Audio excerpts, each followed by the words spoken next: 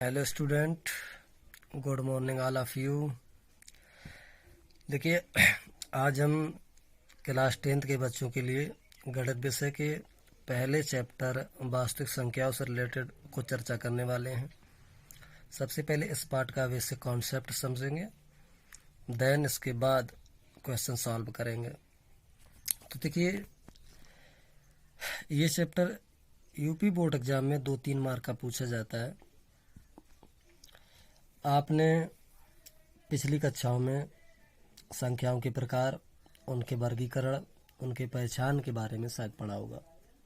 एक बार पुनः रिवीजन कर लेना। तो देखिए, इस पार्ट में मुख्य बिंदु हैं जिनको आपको अच्छे से पढ़ना समझना है। परमेय तथा अपरमेय संख्याओं का ज्ञान तथा उनके दशमलव प्रसारों का पुनर्भ्रमण, यूक्लिड विभाजन, प्रमेयिका तथा एल्गोरिथम मेथड, धनात्मक पूर्णांकों से लासा तथा मासा ज्ञात करना। देखिए, एनसीईआरटी की मैथ में एल्गोरिथम मेथड से सवालों को हल किया जाएगा, वो हम बाद में आपको समझाएंगे। तो सबसे पहले पढ़ते हैं परमेय किसे कहते हैं। देखिए, ऐसी संख्याएं वे संख्याएं जिन्हें हम P/Q के रूप में व्यक्त कर सकते हैं। अर्थात हम ये कहें कि जिन संख्याओं को हम भिन्न के रूप में व्यक्त कर सकते हैं उन्हें हम परमेय संख्याएं कहते हैं।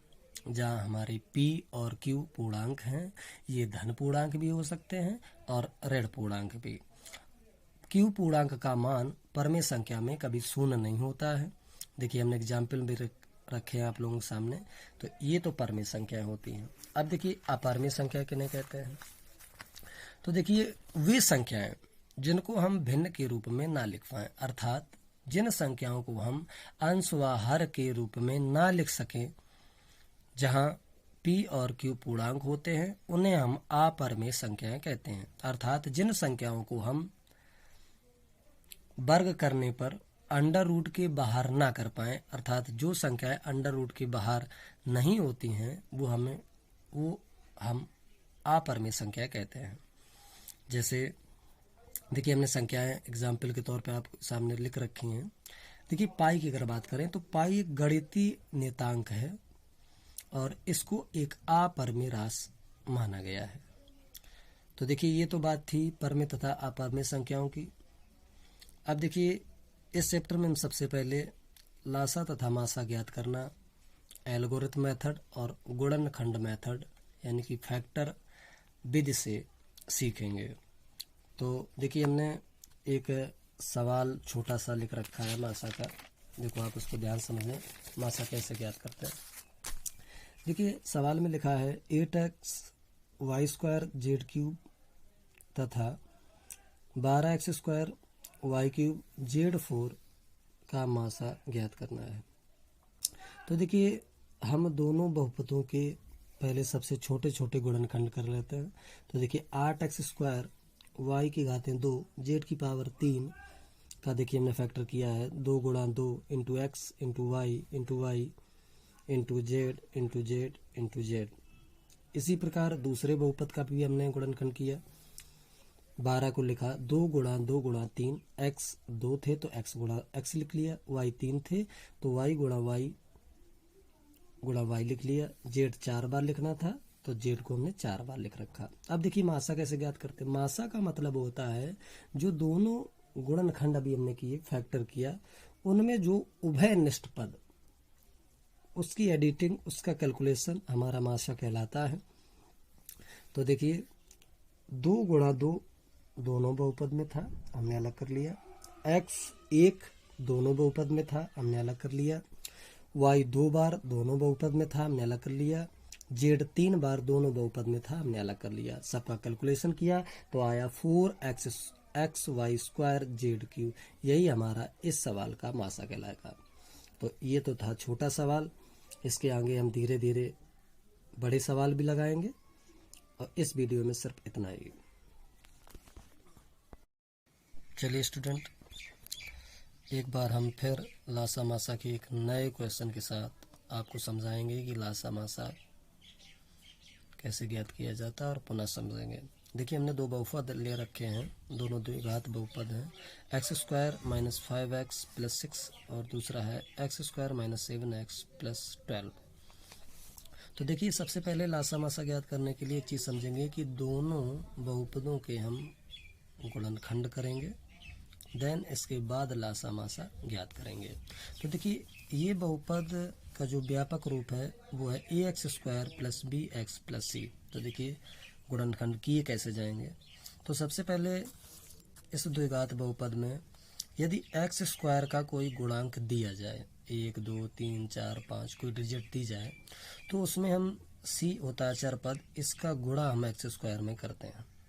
फिलहाल एक्स स्क्वायर का गुणांक कुछ नहीं है तो 1 है, तो हम 6 के ही गुणनखंड करते हैं।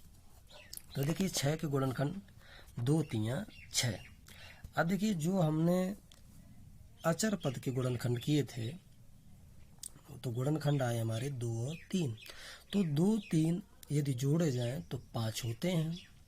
अब 5 है काय का, माइनस का, तो हमें 2 और 3 दोनों माइनस के रखने पड़ेंगे, हमने रखे हैं। पर minus 2x minus 3x plus 6 लिख लिया। अब देखिए याद रहे हमने गुणनखंड सही किया या गलत तो उसका कैलकुलेशन यहीं कर लें। माइनस 2x को यदि माइनस 3x के साथ जोड़ेंगे तो आपका माइनस 5x आएगा, सही है। अब हम दो दो के जोड़े बना लेंगे, कामन लेंगे। तो x हमने कामन लिया, तो जब x से यहाँ से कामन लिया जाएगा तो आपका बचेगा x ब्रैकेट में x माइनस 2। अब देखिए 3x प्लस 6 में हम क्या कामन मिल रहा है आपको, माइनस 3। तो माइनस 3 जब कामन लेंगे तो देखिए माइनस 3 जब यहाँ से चला जाएगा तो x बचेगा, माइनस प्लस का माइनस और 3 दूनी 6, तो x माइनस 2 बचेगा। तो देखिए अब हम दो पद रह गए हमारे, एक ये पद और एक ये पद। दोनों पदों में क्या कामन है, x माइनस 2, बचा क्या, x माइनस 3। तो ये तो x square minus 5x plus 6 के गुणनखंड हो गए। इसी प्रकार से हम x square minus 7x plus 12 के गुणनखंड करेंगे। 12 को क्या लिख सकते हैं, 4 3 12 और 7 लाना है तो 4 में 3 जोड़ने पर 7 होता है। 7 है काय का, माइनस का, तो 4 और 3 हमें दोनों माइनस के रखने पड़ेंगे। अब हम पुनः दो दो के जोड़े बनाए, वही काम किया, x कामन लिया तो x माइनस 4 बचा, माइनस 3 कामन लिया तो x माइनस 4 बचा। यहाँ पर दोनों पदों में क्या कामन है, x माइनस 4, तो क्या बचा, x माइनस 3। अब देखिए हमने दोनों की गुणनखंड कर लीजिए। तो पहले के गुणनखंड आए हैं एक ब्रैकेट में x माइनस 2 x माइनस 3, इसमें आए हैं x माइनस 4 x माइनस 3। मासा का मतलब होता है दोनों पदों में उभयनिष्ठ अर्थात कॉमन। तो देखिए x माइनस 3 हमें दोनों पदों में दिख रहा है, तो ये हमारा क्या कहलाएगा, मासा। और लासा ज्ञात करने के लिए जो दोनों में उभयनिष्ठ था, कॉमन था, उसको तो लिख लेना है। अब छूट क्या गया, पहले वाले बहुपद में x माइनस 2 छूटा है और दूसरे में x माइनस 4 छूटा है, तो ये हमारा कहलाएगा लासा।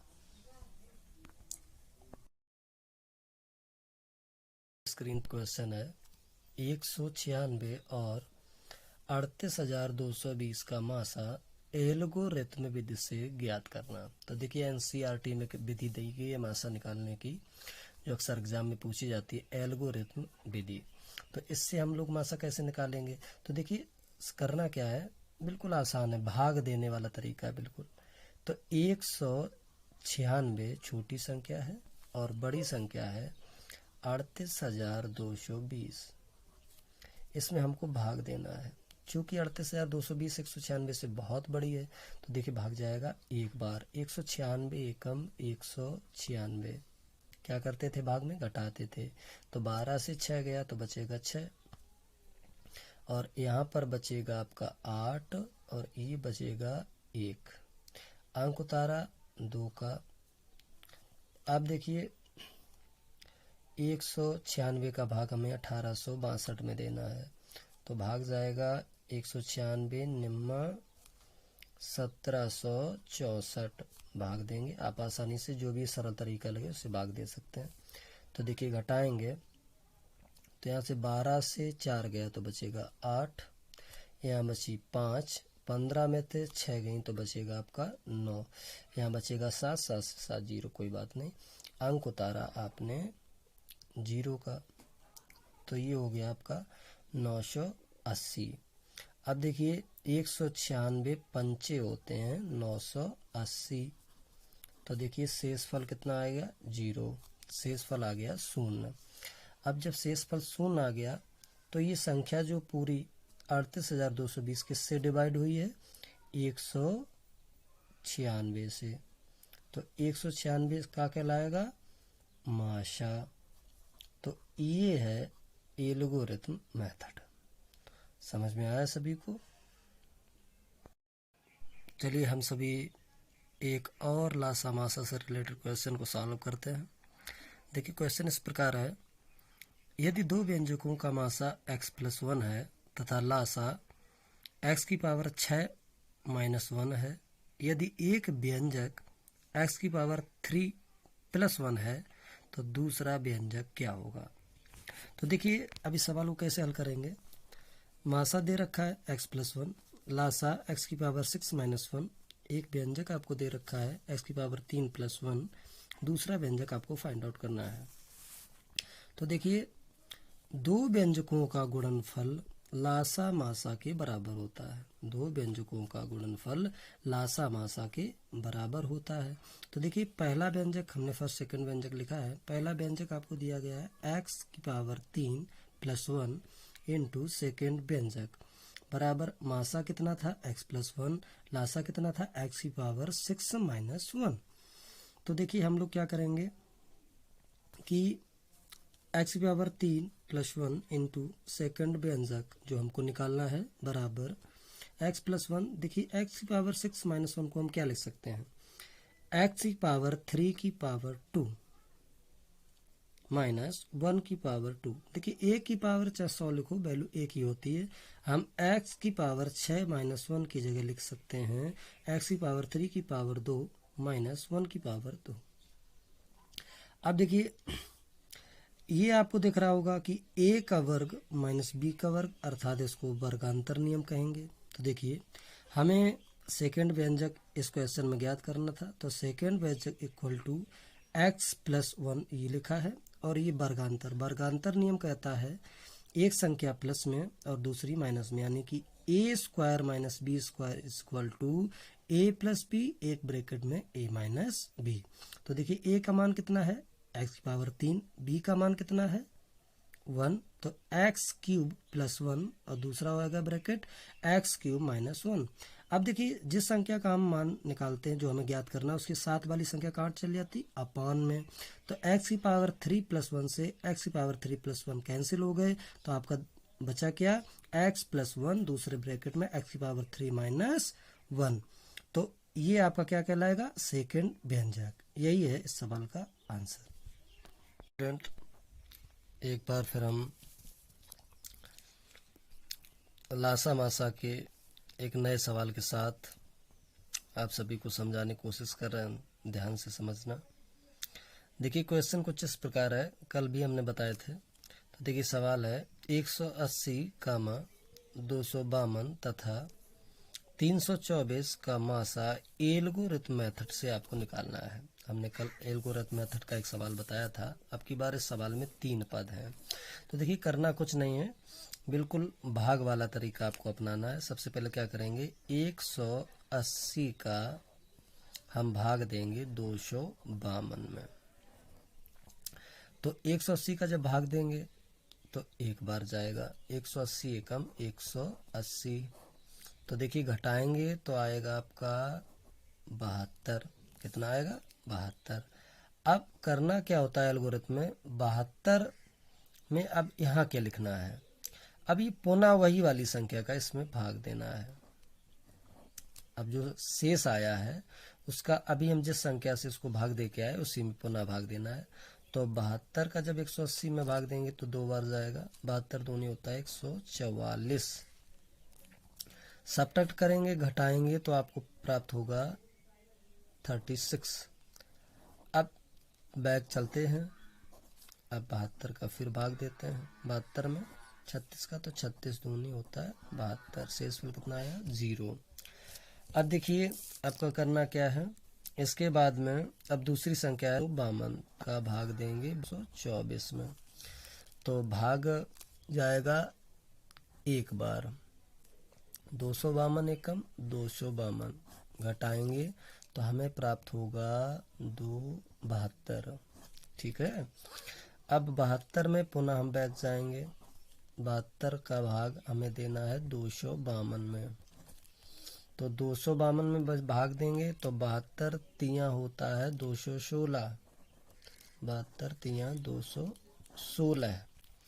अब देखिए वही काम करेंगे घटाने वाला, तो यहाँ से आएगा 36 और 36 का पुनः भाग वही 36 का भाग अब हमें देना 72। तो 36 दूनी 72, शेषफल कितना आया 0। तो देखिए दोनों पदों में जो शेषफल आया है वो 36 से 00 आया है। तो देखिए इस सवाल में मासा क्या कहलाएगा 36। बिल्कुल आसान, यही आंसर इस सवाल का।